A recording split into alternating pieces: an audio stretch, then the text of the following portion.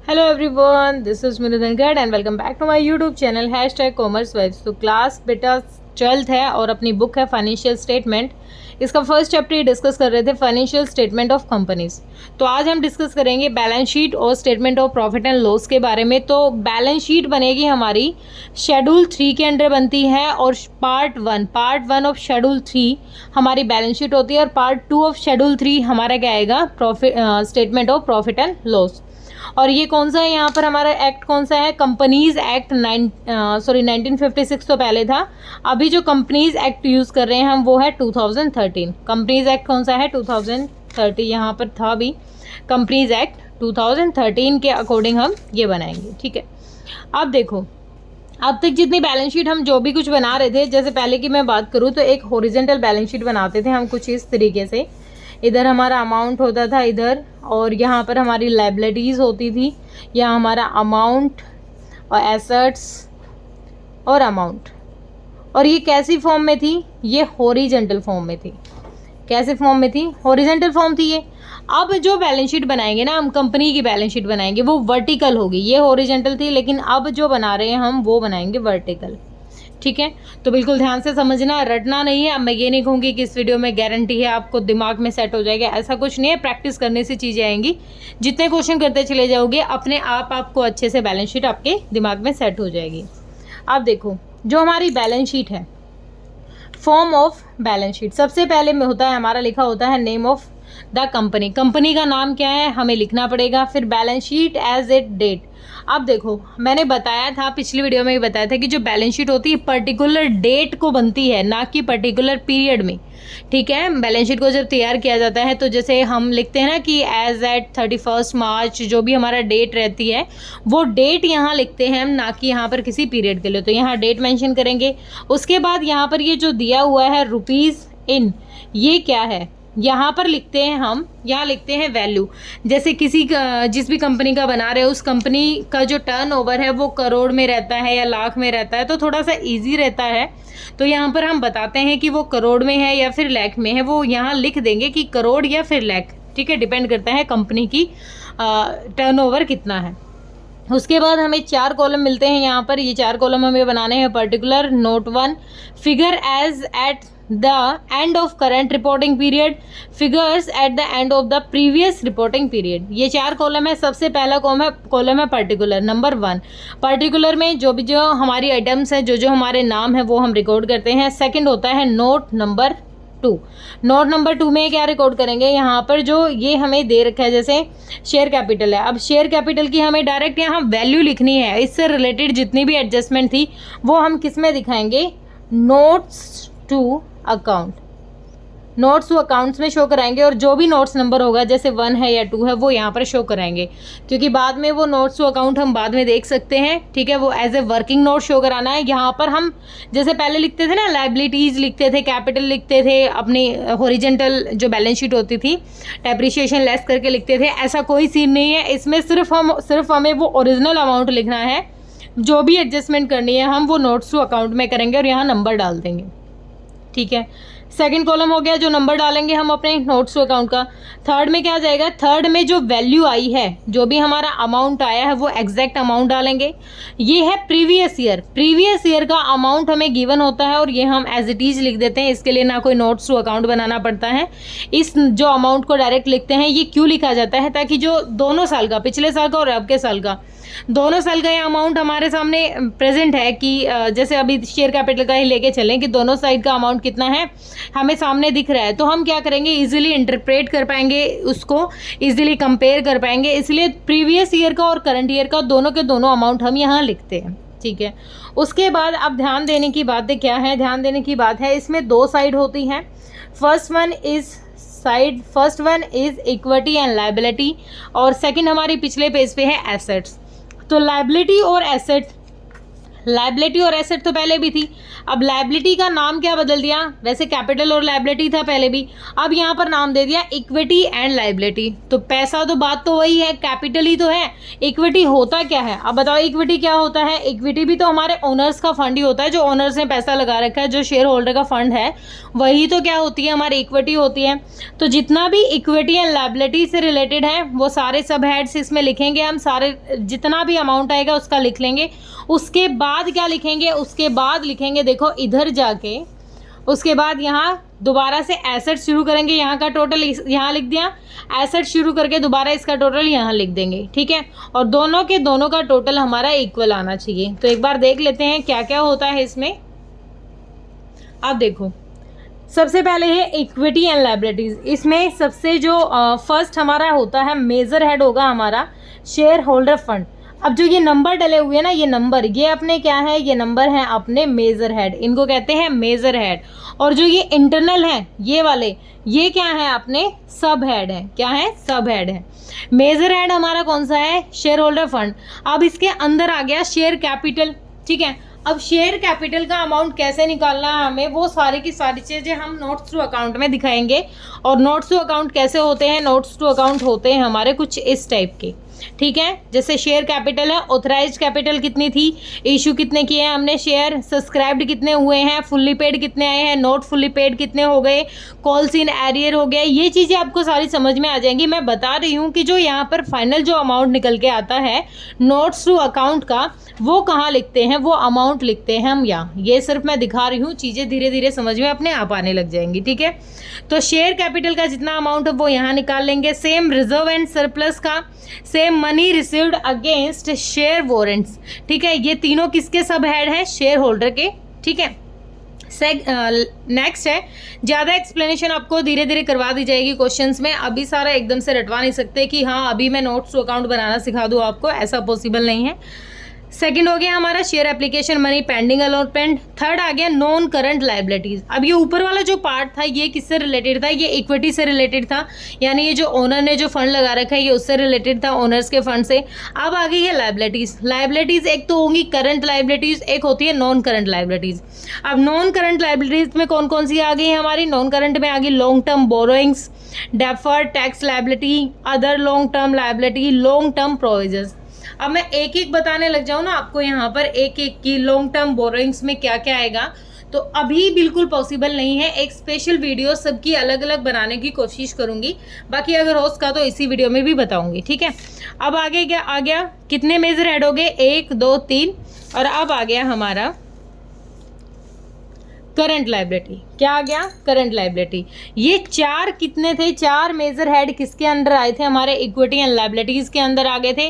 अब हमें पता है करंट और नॉन करंट, नॉन करंट कौन सी थी, लॉन्ग पीरियड के लिए, और जो करंट होगी वो कौन सी होगी, शॉर्ट पीरियड के लिए। जैसे पहले हम लॉन्ग टर्म शॉर्ट टर्म पढ़ते थे ना, बस उन्हीं का नाम बदल के रख दिया है, क्या, करंट और नॉन करंट, ठीक है। नॉन करंट मतलब जो लंबे पीरियड के लिए 1 साल से ज़्यादा की लायबिलिटीज़ हैं, और जो करंट हैं वो क्या है, विद इन द ईयर। इसमें क्या क्या दे रखे हैं, इसमें दे रखे हैं short term borrowings, trade payables. Trade payables में क्या क्या आते हैं, जैसे डेटर्स हो गए, बिल्स पेबल हो गए, ये हमारी लायबिलिटीज़ ही तो होती हैं। अदर करंट लायबिलिटीज़ होगी, शॉर्ट टर्म प्रोविज़न हो गए। तो ये इनके बताऊंगी कि इनके अंदर भी कौन कौन सी चीज़ें आएंगी। एक पर्टिकुलर जो वर्ड दिया हुआ है ना, ऐसे नहीं है कि ये इसी से हमें अमाउंट निकालना है, इसमें भी बहुत सारी अलग अलग आपको टर्म्स पढ़ने को मिलेगी। आगे दे रखी है अपनी एसेट है, एसेट के 2 ही मेजर हेड हैं। ध्यान रखा हमने, क्या ध्यान रखा कि इक्विटी एंड लायबिलिटी के 4 हेड थे, जिसमें से 2 इक्विटी के मेजर हेड थे और 2 लायबिलिटी के मेजर हेड थे। उसमें से हमने क्या ध्यान दिया था कि जो इक्विटी में शेयर होल्डर था उसके 3 मेजर हेड थे, और सेकंड वाले मेजर के कुछ नहीं थे, और थर्ड वाले में भी 4 तो क्या नॉन करंट के हैं और 4 ही क्या है, करंट लायबिलिटी के हैं। अब आ जाओ एसेट्स में। एसेट्स के 2 मेजर हेड हैं बेटा, एक तो हमारा है नॉन करंट एसेट्स और एक हमारी है करंट एसेट्स। हमें वही बात हमें पता है, नॉन करंट जो लंबे टाइम के लिए, लॉन्ग पीरियड के लिए, करंट जो विद इन द ईयर कभी भी उसको कैश में कन्वर्ट किया जा सकता है, ठीक है। अब जो नॉन करंट है उसमें आ गई फिक्स्ड एसेट्स, जैसे tangible, intangible, capital work in progress, intangible assets under development. आगे है non current investment, deferred tax assets. अब डेफर्ड टैक्स एसेट और डेफर्ड टैक्स लायबिलिटीज़ भी आपको समझाई जाएगी। Long terms loan advances other non current assets. अब करंट एसेट्स हैं इधर current investment, inventories, trade receivable same जैसे मैंने बताया था ना, यहाँ पेबल था, रिसीवेबल में कौन कौन से हो जाएंगे हमारे, सॉरी मैंने यहाँ बोल दिया, यहाँ क्रेडिटर आएगा अपना और यहाँ आता है अपना डेटर, ठीक है, पेबल और यहाँ trade receivable. Cash and cash equivalent हो गया, कैश इक्विवेलेंट हम पढ़ चुके हैं ना पहले भी, जिसको कभी भी कैश में कन्वर्ट कर सकते हैं हम। Short term loans advances other current assets. तो ये क्या थी, ये वो आइटम्स है जो हमें बैलेंस शीट में हेल्प करेगी। अब हमें क्या करना है, दोनों साइड का टोटल हमारा क्या होना चाहिए, साइड नहीं सॉरी, पहले हम किसका टोटल करेंगे, हमारा इक्विटी एंड लायबिलिटी का टोटल करेंगे और बाद में हम किसका करेंगे, एसेट का। और जो दोनों के दोनों अमाउंट है ना, ये हमारे इक्वल आने चाहिए। अगर इक्वल है हमारे तो इसका मतलब क्या हुआ, बहुत अच्छे से बन गई, ठीक है। अब हमें इग्नोर क्या क्या चीज़ें करनी है। इग्नोर करने से पहले एक बार मैं बताना चाहूँगी, जो कंपनी की बैलेंस शीट है और फर्म की बैलेंस शीट में डिफ्रेंशिएट करना है हमें कि क्या क्या डिफरेंस है। तो पहली चीज़ तो क्या, जो कंपनी की बैलेंस शीट बना रहे हैं वो कैसी बन रही है अपनी, वो कैसी है अपनी, वर्टिकल है। अभी हमने देखा ना कि कैसी है वो, वर्टिकल है। और जो पहले बनाते थे फर्म की वो कैसी थी, हॉरिजेंटल थी, ठीक है। और जो इसको बना रहे हैं ये कौन सी बन रही है हमारी, schedule 3 part 1 of companies act 2013। लेकिन इसके लिए कोई ऐसा ज़रूरी नहीं है किसके अकॉर्डिंग हमें तैयार करनी है, ठीक है। इसमें क्या करते हैं, प्रीवियस ईयर की फिगर भी हम साथ के साथ लिख के चलते हैं, इसमें कोई ज़रूरी नहीं होता। इसमें क्या करते हैं, हम सारी की सारी चीज़ें ऑर्डर से प्रिपेयर करते हैं और इसमें भी कोई ज़रूरी नहीं होता, जो लिक्विडिटी है वो चेंजेस हैं हम शो करा देते हैं वहाँ पर, ठीक है। ये था डिफरेंस। अब देखो इम्पोर्टेंट नोट जो हमारे एग्ज़ाम में नहीं आएंगे, मतलब बोर्ड एग्ज़ाम में हमें नहीं पढ़ने की ज़रूरत, जो सीबीएसई ने कहा है हमें बोर्ड एग्ज़ाम में पढ़ने की ज़रूरत नहीं है।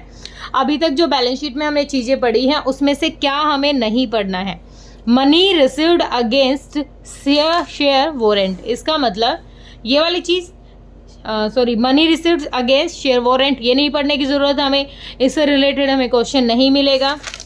उसके बाद है share application money pending allotment, इसका मतलब ये वाला पॉइंट भी अब हमारे लिए थोड़ा सा इजी हो जाएगा, ये नहीं पढ़ने की ज़रूरत हमें, सीबीएसई ने मना किया है, इससे भी रिलेटेड इन दोनों से क्वेश्चन नहीं आएगा। नेक्स्ट दे दिया deferred tax liability. Deferred tax liability इधर था ना हमारा, मैंने बताया था, इनको बताया जरूर जाएगा आपको, कहाँ था, एक सेकेंड, डेफर्ड टैक्स लायबिलिटी ये भी नहीं आएगा। उसके बाद अदर लॉन्ग टर्म लायबिलिटीज़ नहीं आएगा, अदर लॉन्ग टर्म लायबिलिटीज़ नहीं आएगा। उसके बाद कॉपीराइट एंड पेटेंट्स नहीं आएंगे, ठीक है। उसके बाद कैपिटल वर्क इन प्रोग्रेस, तो मैं यहाँ पर ही कट लगा देती हूँ जो जो नहीं आएगा।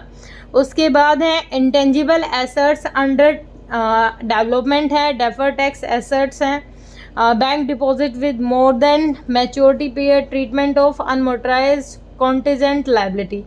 तो ये बहुत सारी चीज़ें हैं जो हमें अवॉइड करनी है, जो सीबीएसई जिससे रिलेटेड हमें क्वेश्चन नहीं प्रोवाइड करेगा। तो देखो यहाँ तो हमें थोड़ी सी चीज़ें ही पढ़नी है। अगर इक्विटी एंड लायबिलिटी की बात की जाए तो शेयर होल्डर फंड में तो 2 ही चीज़ें पढ़नी हैं, नॉन करंट में भी यहाँ पर 2 ही चीज़ें पढ़नी हैं, यहाँ पर ज़्यादा कुछ नहीं कटा है, तो ये तो हमें पढ़ना ही पड़ेगा, यहाँ ज़्यादा कुछ नहीं गया है, ठीक है। तो अब देखो ये तो मैंने क्या बताए थे, मेजर, और ये थे सब हेड, ठीक है। अब हमें क्या देखना है, अब मैं बताती हूँ।